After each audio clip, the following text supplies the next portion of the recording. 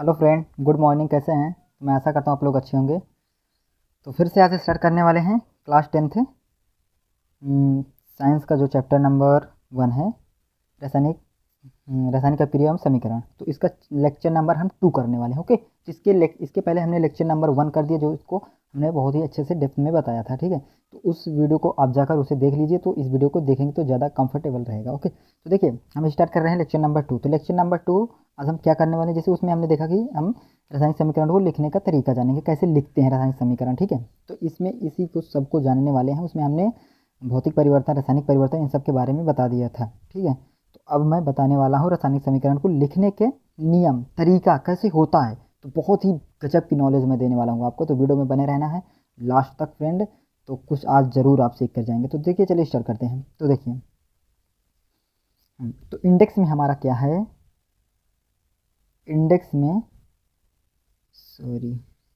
क्या है, देखिए इंडेक्स में हम रासायनिक समीकरण लिखने के नियम देखेंगे, रासायनिक समीकरण के लाभ। देखिए, रासायनिक समीकरण को लिखेंगे किस तरीके से लिखा जाता है और इसका लाभ क्या है, हमें लिखने का लाभ क्या है। ठीक है, या एग्जाम में क्यों इंपॉर्टेंट है इतना कि रासायनिक समीकरण होता क्या है। समीकरण का आपने तो नाम बहुत से सुना होगा, लेकिन रासायनिक समीकरण आपने आज नया नाम सुना है। तो चलो स्टार्ट करें। देखिए आगे, तो हम एक बार रिकैप कर लेते हैं, यानी कि दोहरान कर लेते हैं। ओके, तो दोहरान कर लेते हैं। तो हमने जैसे भौतिक परिवर्तन पढ़ा था, रासायनिक परिवर्तन पढ़ा था। तो देखिए भौतिक अपक्रिया और रासायनिक अपक्रिया। ठीक है, देखिए भौतिक अपक्रिया में क्या होता है, कुछ पदार्थ नया बनता है। तो एक बार मैं आपको फिर से बता दे रहा हूँ, पूरे जो हमने लेक्चर नंबर 1 में किया था उसको सारा मैं आपको लेक्चर नंबर 2 में बता देता हूँ एक बार में। देखिए यहाँ पर जैसे कि बताया गया है, भौतिक में नया नहीं बनता, मतलब भौतिक अपक्रिया जो होती है उसमें नया नहीं बनता, उसके गुण में परिवर्तन, लेकिन उसकी अवस्था में परिवर्तन नहीं होता है। राइट, ठीक। तो वह उसके गुण में परिवर्तन भौतिक अपक्रिया में होता है। ठीक है, तो देखिए भौतिक अपक्रिया हमने जैसे बताया था कि क्या बोलते हैं, जैसे एक कागज़ है। ठीक है, जैसे कि मैं एक कागज़ ले लेता हूँ। ओके, एक कागज़ है। ठीक है, ये एक गत्ता है। इसे जब मैं इसे यहाँ से फाड़ दूंगा, यहाँ से इसे फाड़ दूंगा, तो ये रहेगा गत्ता ही आखिर। ठीक है, या एक कागज़ ही रहेगा, इसमें कोई परिवर्तन नहीं होगा, या कागज़ ही रहेगा। तो ये भौतिक अपक्रिया हुई। लेकिन अगर एक लकड़ी लें और उस लकड़ी को मैं जला दूं, जलाने के बाद वह राख में परिवर्तित हो जाती है, तो क्या उसे मैं फिर से लकड़ी में परिवर्तित कर सकता हूँ? तो नहीं परिवर्तित कर सकता। तो वो रासायनिक अपक्रिया, मतलब कहने का मतलब है कि जब किसी चीज़ को, मतलब यहाँ पर देख लीजिए आप एक बार, यहाँ पर लिखा भी है, देखिए रासायनिक विघटन नया बनता है, इसमें नया नहीं बनता है। तो इसमें क्या बनेगा? नया बनेगा। देखिए लकड़ी जब जली तो उसमें नया कुछ बना, राख बनी, जो नया ही तो है। राख को क्या परिवर्तित कर सकते हो?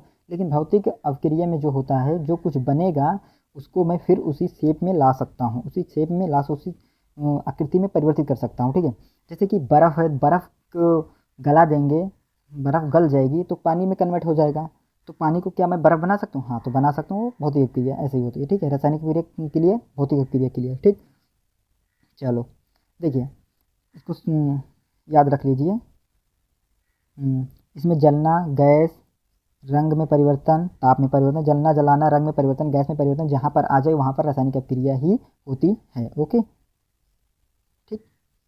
देखिए रासायनिक समीकरण, देखिए अभिकारक होते हैं, उत्पाद होते हैं, भौतिक अवस्था, ठोस अवस्था। ठोस अवस्था का मतलब है सॉलिड, इसे यश से प्रदर्शित करते हैं। ठीक है, देखिए द्रव को एल से प्रदर्शित करते हैं। क्यों एल से प्रदर्शित करते हैं? क्योंकि द्रव के जो इंग्लिश वर्ड होता है वो लिक्विड से होता है। ठीक है, तो लिक्विड को हम एल से प्रदर्शित करते हैं। गैस को जे से प्रदर्शित कर सकते हैं, और शेप को तीर की तरफ दिखाकर प्रदर्शित करते हैं। जलीय विलयन मतलब एक्वा सॉल्यूशन, जलीय विलयन को एक्वा सॉल्यूशन। तो मैं इन सबको आपको बताने वाला हूँ कहाँ पर एक्वा सॉल्यूशन का यूज़ करेंगे। ओके, तो कहाँ पर एक्वा सॉल्यूशन का यूज़ करना वो सब मैं आपको बताऊँगा। तो वीडियो में बने रहना, आगे चलते हैं। देखिए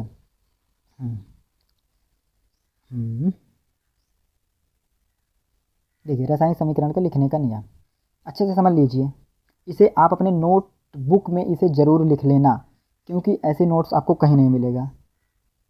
ठीक, तो इसे ज़रूर आप इसे राइट कर लेना अपने नोटबुक में। देखिए रासायनिक समीकरण लिखने के नियम, देखिए किसी भी रासायनिक समीकरण में अभिकारक को बाईं तरफ तथा उत्पाद को दाईं तरफ। देखिए उत्पाद हमने बताया था आपको, हमने आपको उत्पाद बताया था। ठीक है, उत्पाद क्या होता है एंड अभिकारक क्या होता है।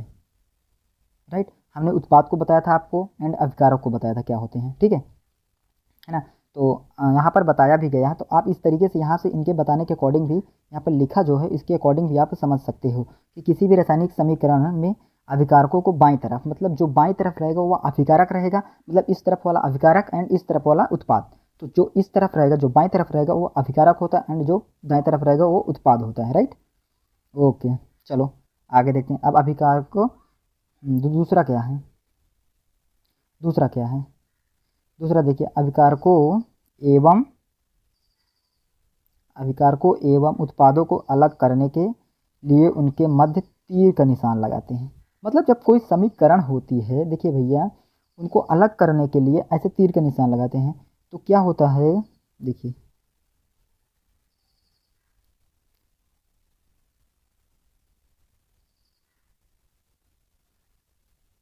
ओके, ये डिब्बा रहा, जैसे इसे अलग कर दीजिए। देखिए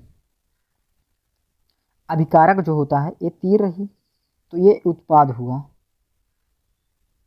ठीक है।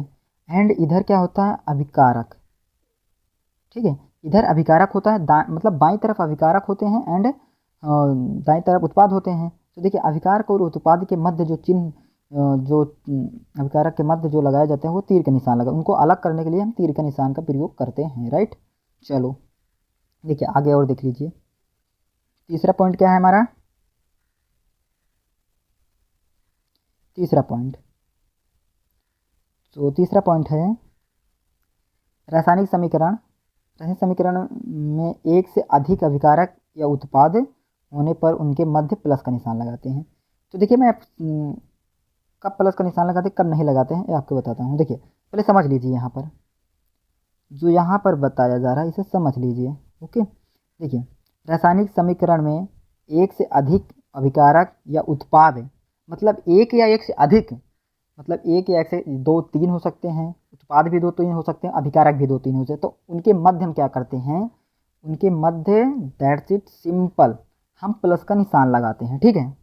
उनके मध्य हम प्लस का निशान लगाते हैं, इसे आप लिख लेना बस, अभी मैं आपको सब बताने वाला हूँ, राइट।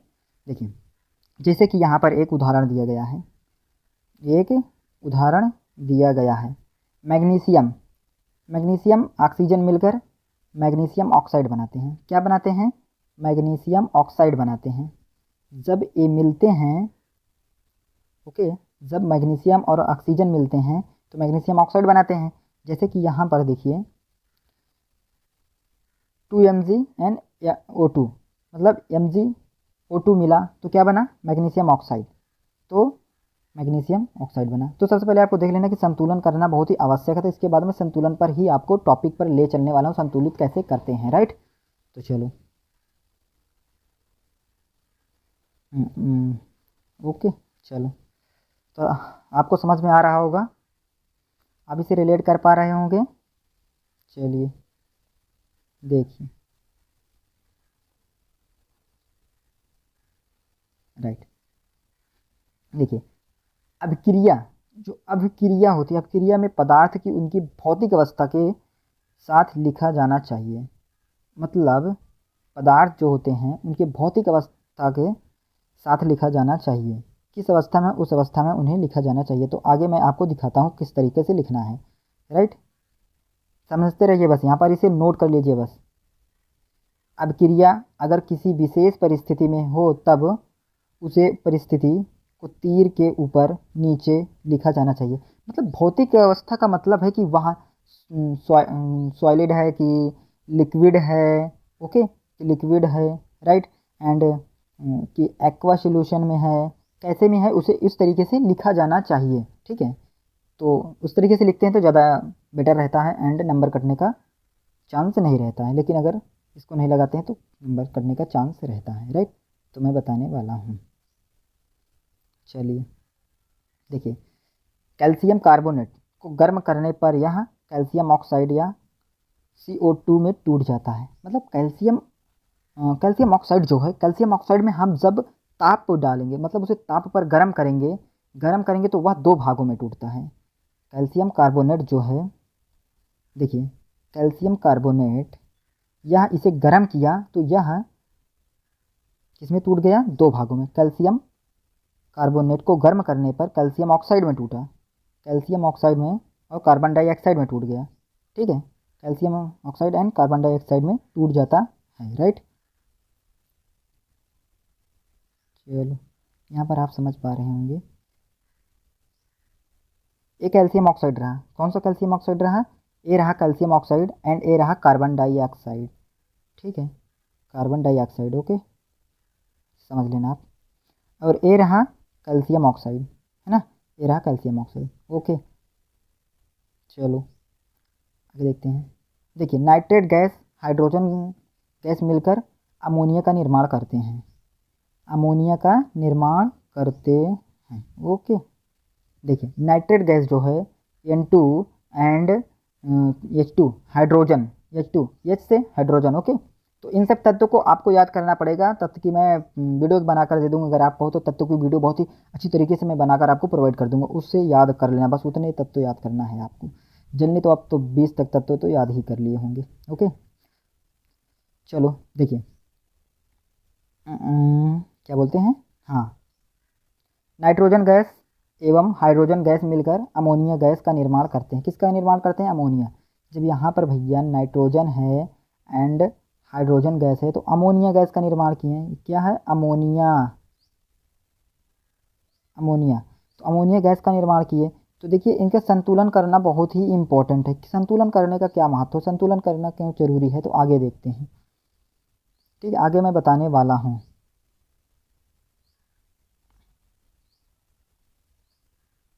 ओके, आगे बताने वाला हूँ। रासायनिक समीकरण में प्राप्त होने वाली सूचनाएं, हाँ, तो ये बेस्ट, ये वेरी वेरी इंपॉर्टेंट हो जाता है, राइट, ये तो वेरी वेरी इंपॉर्टेंट ही हो जाता है। इसे देख लेंगे, मैं ज़्यादा उसे इरेज कर दिया लगता है।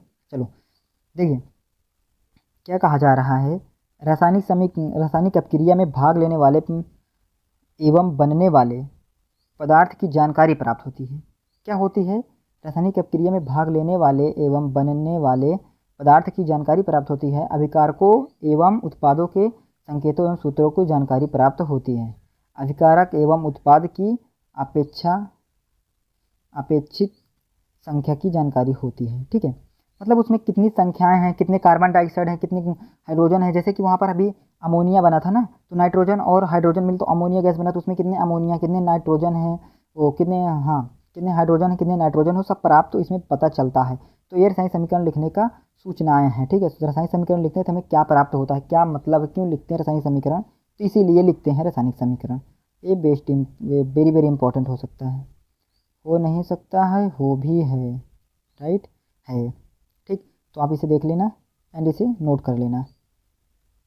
चलो देखिए भैया यहाँ पर क्या लिखा है, यहाँ पर अभिकारक एवं उत्पाद के मोलों की संख्या की जानकारी।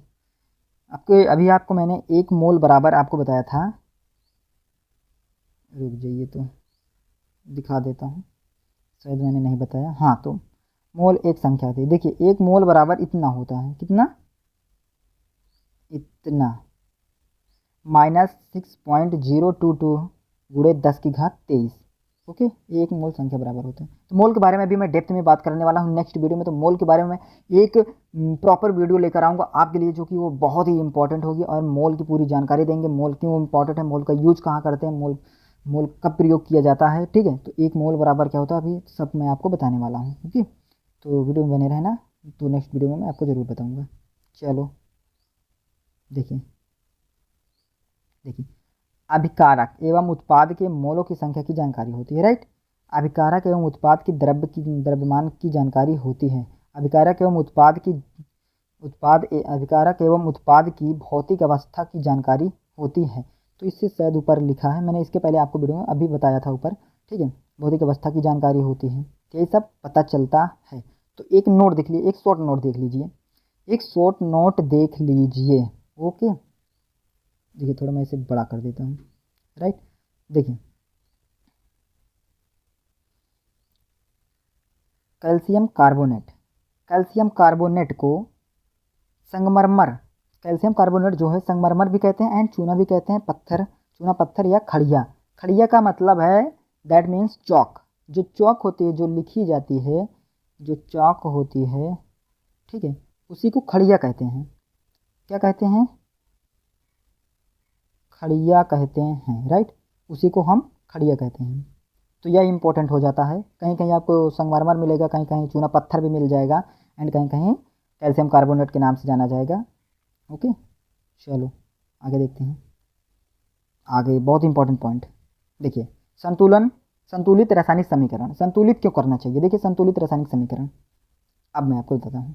यहाँ देखिए, ओके, तो ऐसी समीकरण, ऐसी रासायनिक समीकरण जिसमें तीर के दोनों तरफ परमाणुओं की संख्या समान होती है, संतुलित रासायनिक समीकरण कहलाती है। ओके, जो परमाणु होते हैं, ये सब परमाणु हैं, तो इनका जो बोला जाता है, जितना जितना यहाँ पर मैग्नीशियम है उतना यहाँ पर भी मैग्नीशियम होना चाहिए, जितना यहाँ पर ऑक्सीजन है यहाँ उतना यहाँ पर ऑक्सीजन होना चाहिए, राइट। तो मैग्नीशियम इतना होना चाहिए। ओके, चलो, तो यहाँ पर आप देखिए, यहाँ पर मैग्नीशियम क्या है, मैग्नीशियम यहाँ पर 2 है, एंड ऑक्सीजन भी यहाँ पर 2 है, तो यहाँ पर 2 है, तो यहाँ पर सबकी गुणा हो रही है इसमें, तो मैग्नीशियम को भी 2 मिल रहा है, ऑक्सीजन को भी 2 मिल रहा है, तो दोनों बराबर हैं, तो यह संतुलित रासायनिक समीकरण है। तो देखिए संतुलित रासायनिक समीकरण वेरी वेरी इंपॉर्टेंट हो जाता है, राइट। देखिए यहाँ से देखिए, देखिए नाइट्रोजन, नाइट्रोजन कितना है, 2 है, एंड हाइड्रोजन भी 2 है, तो यहाँ पर क्या होगा, 2NH3, 2NH3, राइट। क्या हो जाएगा, 2NH3। तो यहाँ पर NH3 यानी कि 2 इसको भी मिल रहा है, ये तो सूत्र में आ जाता है, राइट। ये 2 3 6, तो यहाँ पर हमें 6, हाइड्रोजन 6, यानी कि यहाँ पर 3 लगाना पड़ेगा। ओके, यहाँ पर 3 का प्रयोग करना पड़ेगा, तो अब यह संतुलित है। ओके, अभी तक गलत थी, हाइड्रोजन। ओके, चलो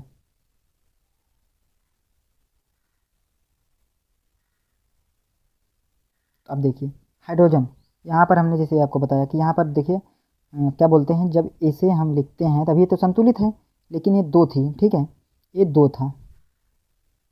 देखिए देखिए देखिए देखिए देखिए देखिए, यहाँ पर 2 लिखा गया, यहाँ पर हाइड्रोजन 2 थी, यह संतुलित है यहाँ, क्योंकि यहाँ पर अभी हमने आपको वीडियो में बताया वहाँ पर। ओके, तो ये आपको पता चलेगा, ठीक। ओके, चलो, तो देखिए OMR देख लेते हैं, 1 मिनट रिवीजन। तो अभी हमने जो पढ़ा ये थोड़ा इजी टॉपिक था एंड आसान था, तो हमने OMR 1 मिनट रिवीजन देखा। देखते हैं, देखिए रासायनिक समीकरण लिखने का नियम हमने देख लिया, सूचनाएं देख लिया क्या प्राप्त होता है, संतुलित रासायनिक समीकरण देख लिया हमने, तो इन सबको हमने अच्छे से देख लिया। तो देखिए फ्रेंड, यहाँ पर हमने देखा, आपके लिए हमने बताया रासायनिक समीकरण को संतुलित क्यों करते हैं। अब बात ये आ जाती है, तो रासायनिक समीकरण को संतुलित क्यों करते हैं भैया, द्रव्यमान के संरक्षण के नियम का पालन करने के लिए करते हैं, ठीक है, द्रव्यमान के संरक्षण के नियम का पालन करने के लिए करते हैं। ओके, चलो, अगर कोई पूछ लेता है आपसे कि रासायनिक समीकरण को संतुलित क्यों करते हैं, अच्छा भैया संतुलित संतुलित संतुलित नहीं, सभी रासायनिक समीकरण को संतुलित ही करना है, तो भैया उसे करते क्यों हैं रासायनिक समीकरण को संतुलित, तो रासायनिक समीकरण को संतुलित इसीलिए करते हैं द्रव्यमान संरक्षण के नियम का पालन करने हेतु। ओके, इस पर मैं एक शॉर्ट वीडियो बनाने वाला हूँ, तो वीडियो जरूर देख लेना, वो वीडियो आपको आज ही मिल जाएगी, तो वीडियो को जरूर देख लेना, डिस्क्रिप्शन में इसके लिंक में, इसके डिस्क्रिप्शन में भी लिंक डाल दूंगा। ओके, चलिए देखिए आगे, आगे हमारा क्विज़ है, तो क्विज़ ज़रूर अटेम्प्ट करना एंड अपने दिमाग से बताना, क्योंकि यहाँ पर अटेम्प्ट क्विज़ है। ओके, यहाँ पर अटेम्प्ट क्विज़ है। चलो चलो, मैं इसे एक बार इरेज कर देता हूँ, 1 मिनट।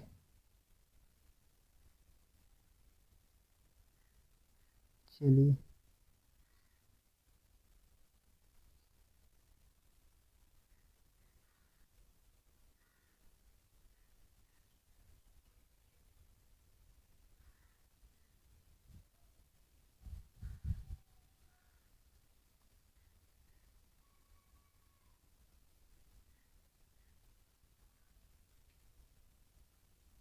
चलो देखिए, देखिए तो ठोस अवस्था को कैसे प्रदर्शित करते हैं, ठोस अवस्था को हमने आपको बताया था अभी कि सॉलिड, सॉलिड से प्रदर्शित करते हैं, यानी कि ऐसे प्रदर्शित करते हैं, ठीक है।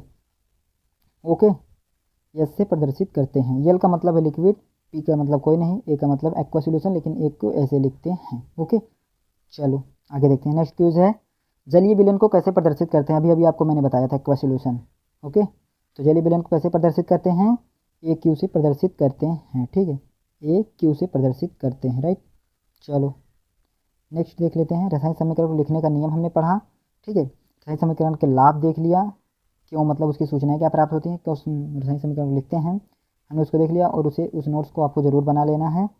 एंड होमवर्क को मैं आपको प्रोवाइड कर दूंगा, डिस्क्रिप्शन में लिंक दे दूंगा, वहाँ से आप होमवर्क को कर लेना। ओके, ठीक है। रासायनिक समीकरण को संतुलित करना, नेक्स्ट क्लास में रासायनिक समीकरण को संतुलित करना, इसी पर हमारा नेक्स्ट वीडियो रहेगा। एंड यहाँ पर भर भर के आपको मैं क्या कराने वाला हूँ, समझ लो इसका रिवीजन ही होगा।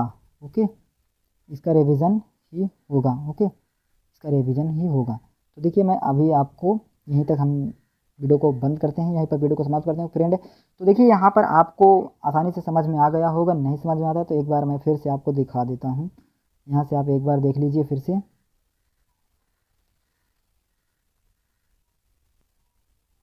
ओके, तो यहाँ से आप इसे देख लीजिए अच्छे से। ओके, यहाँ से आप देख लीजिए। ओके, आप इसे देख लीजिए, यहाँ से देख लीजिए। ओके, इसे आप लिख लेना, हमने आपको बताया है, इसे आप लिख लेना। ओके, इसे भी आप लिख लेना, वेरी वेरी इंपॉर्टेंट है, राइट।